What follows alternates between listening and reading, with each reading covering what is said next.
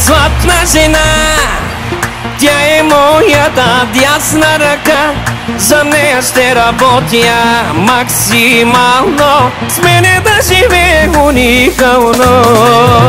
Господ ми даде златна жена, тя е моята дясна ръка, за нея ще работя максимално, с мене да живее уникално.